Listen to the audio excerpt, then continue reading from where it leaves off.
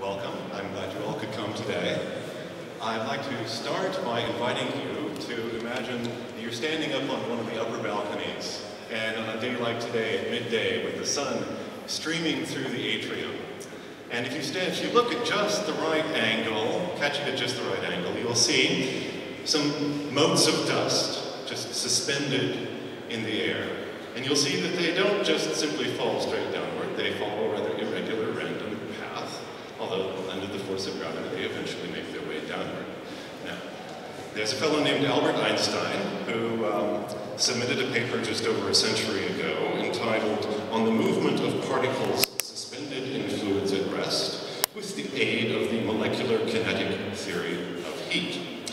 And what he sought to demonstrate is that you could, in fact, explain this random motion if you just appealed to a couple of very basic things like the temperature of the system, and then put together a series of very tightly argued deductions, all of which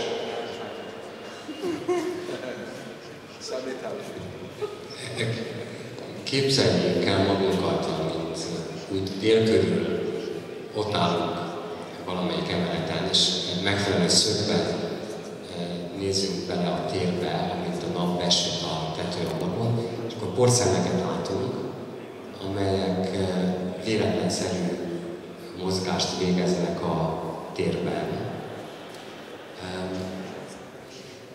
Valami ilyesmiről írt egy Albert Einstein nevű fizikus úgy 101 évvel ezelőtt körülbelül egy híres cikket az elemi részecskék véletlenszerű mozgással folyadékban kinetikus hőelmélet magyarázata segítségével, aki úgy gondolta, hogy ezeknek a porszemeknek, vagy részecskéknek, mondjuk részecskéknek a mozgását dedukció és bizonyos elméleti feltevések alapján meg lehet magyarázni. Now, Einstein was having a very good year. About 6 weeks later, he submitted his much more famous paper on special relativity. But as I say, with this set of very abstract reasoning, it all fit together very nicely, provided you accepted one assumption. That is to say, that the motion of that microscopic particle, that piece of dust, was entirely based on the assumption of the existence of an invisible, smaller, microscopic set of particles, atoms, in other words. Ennek az Einstein fizikusnak elég jó híve volt 101 évvel ezelőtt, néhány más írást is sikerült közé tennie, 6 héttel ennek a bizonyos cikkének megjelenése után írta meg a relativitás elméletéről szóló írását. És Einsteinnek az volt az elképzelése, hogy akkor tudjuk igazán majd megmagyarázni ezeknek a részecskéknek a mozgását, ezeknek a látható porszemeknek a mozgását, hogy feltételezzük azt, hogy ezek mögött van valami láthatatlan dolog,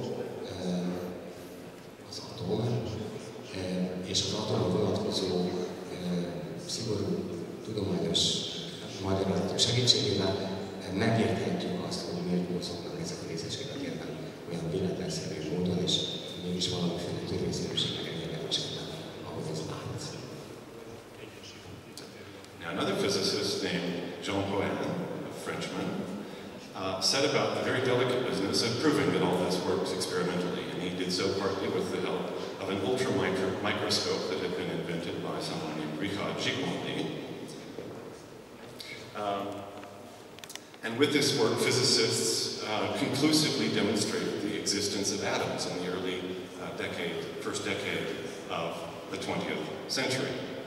Now, part of the appeal of these experiments was that they were visual in nature, right? The atoms themselves were not visible, right?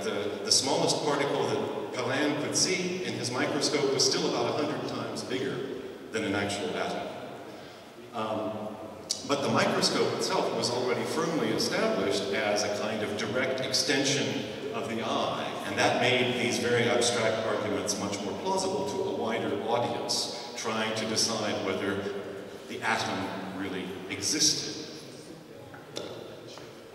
Egy Jacques Perrin nevű francia fizikus kísérleti úton igyekezett bizonyítékkal szolgálni Einstein elméleti feltételezéseihez, és ehhez egy olyan ultramikroszkópot használt, amit egy Zsigmond Richárd nevű osztrák-magyar származású tudós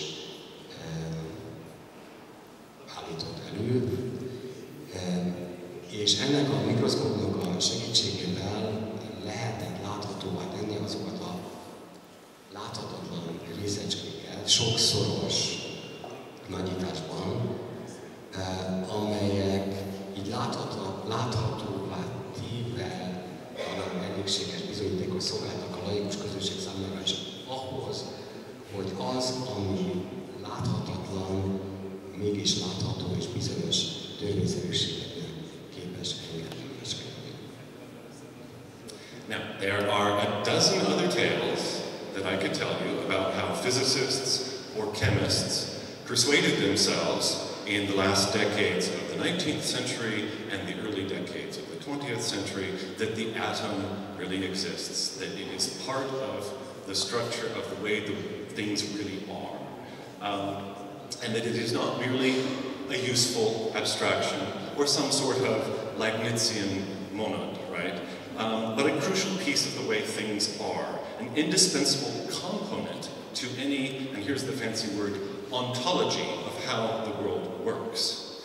Now, since that would keep us from watching our film clips and drinking our wine, however, I will try to restrict myself to just one remark about what I see as the central irony at the beginning of the atomic age. That is to say, atoms became objectively real, right, in the early first decade of the 20th century, just at the moment that physicists and chemists were figuring out that, in fact, it is decomposable.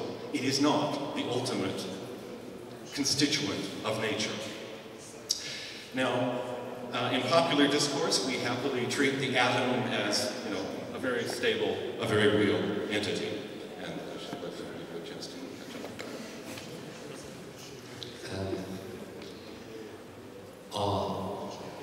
Ennek az egész történetnek, amihez sok hasonló történetet lehetne még elmondani. Az egyik ironikus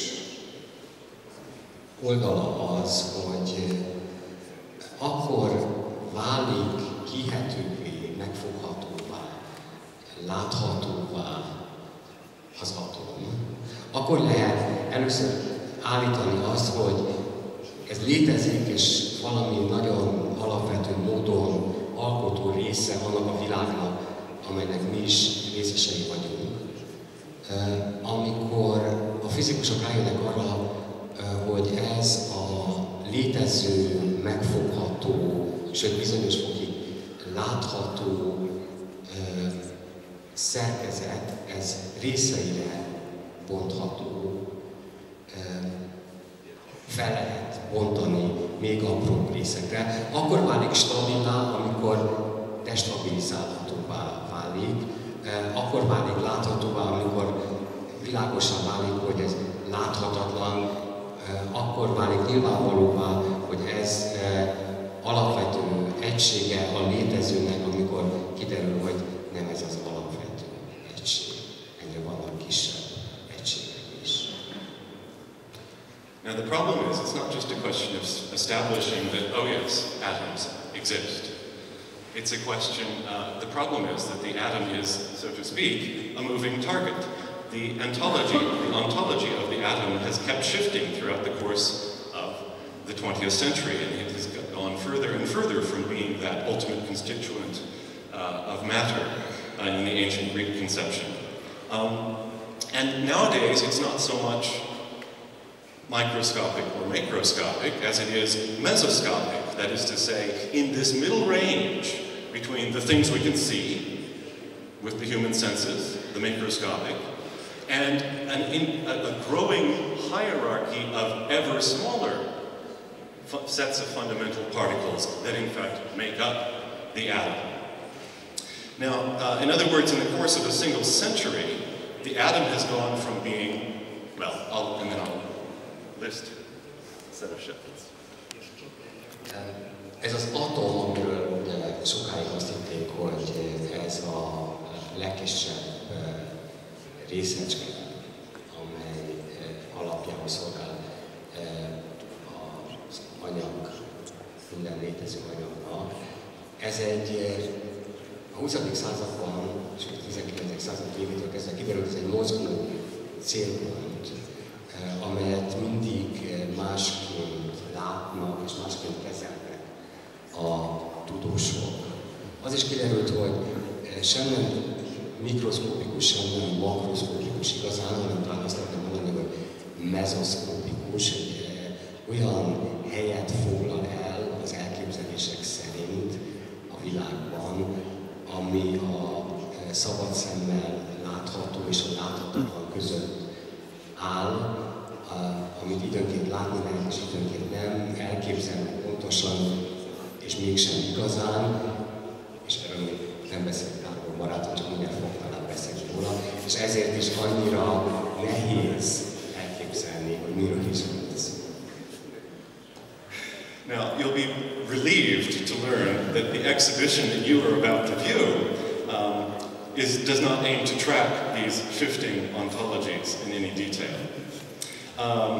This is not a catalog of scientific properties of the atom or how they were discovered, but something more like an almanac of historical associations tied to the atom as both reality and as metaphor.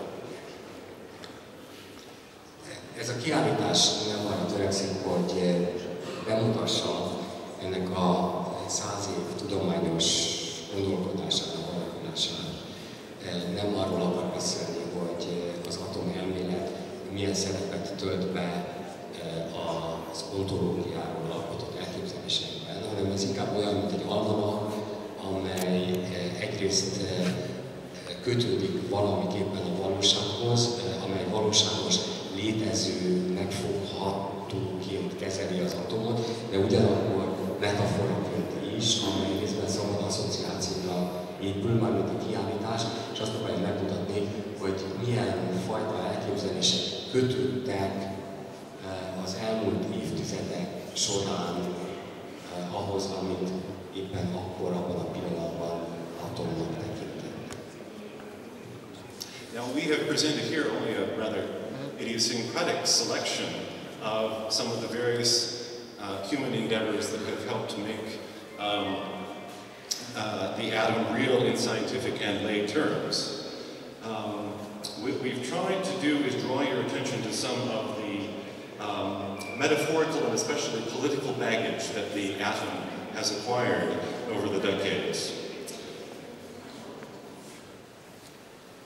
Igyekeztünk segítséget nyújtani ahhoz, hogy megérthető legyen, hogy mi az a szimbolikus, metaforikus, politikai jelentés, amely az atomhoz kapcsolódott az elmúlt évtizedek során, amelyről ugye azt gondolták a kortársak, hogy valami furcsa, megfoghatatlan, és mégis alapvető módon befolyásolja egyre inkább a létezésünket, amihez remények is kapcsolódhatnak, és állandó félelmek is.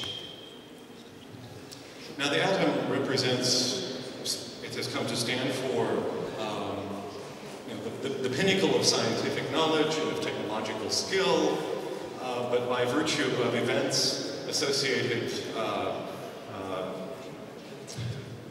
irretrievably with the names of Hiroshima and Chernobyl, it has also acquired some associations with what you might call Promethean fire. Az atom és az atomhoz kapcsolódó tudomány hosszú ideig a tudomány legmagasabb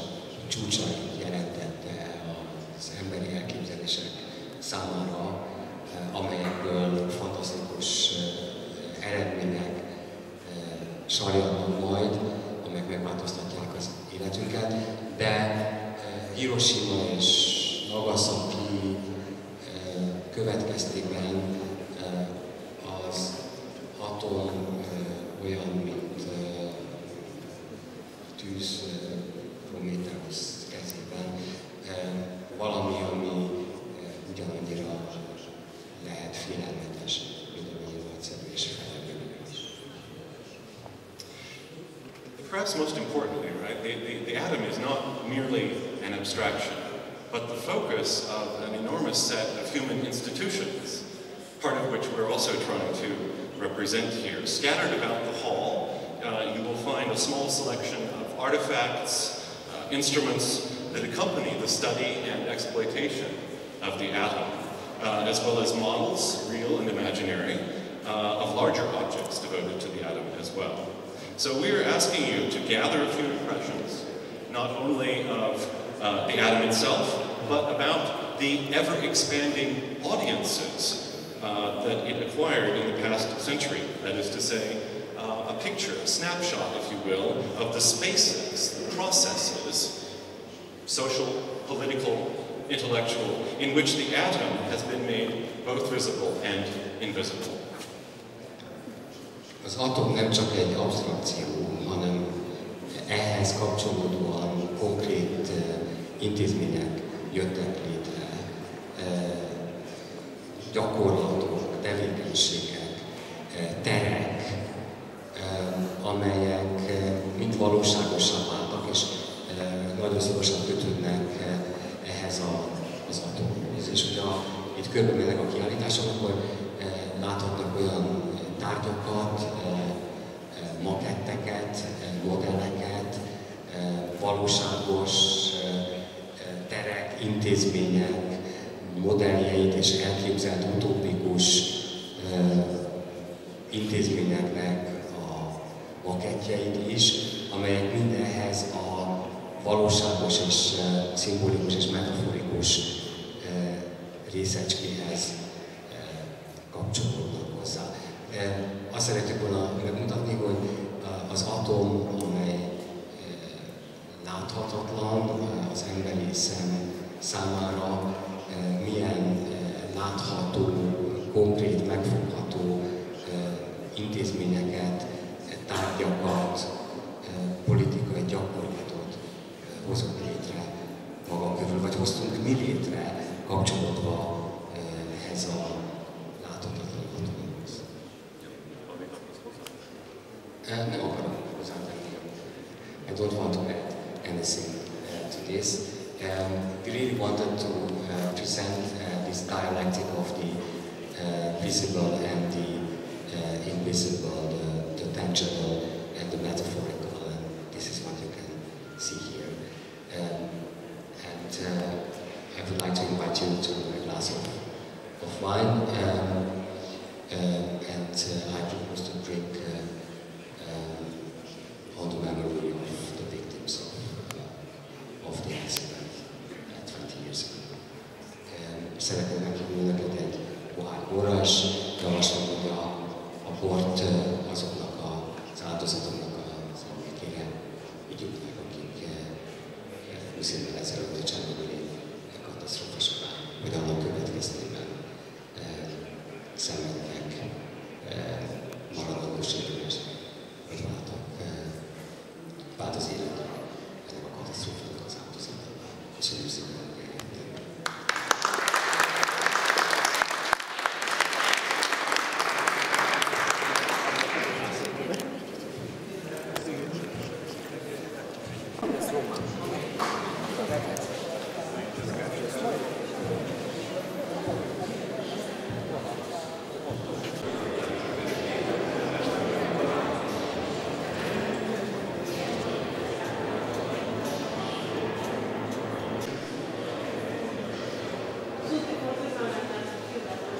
Már késő. Az is száll. Sok oldal. Nem, ennyi.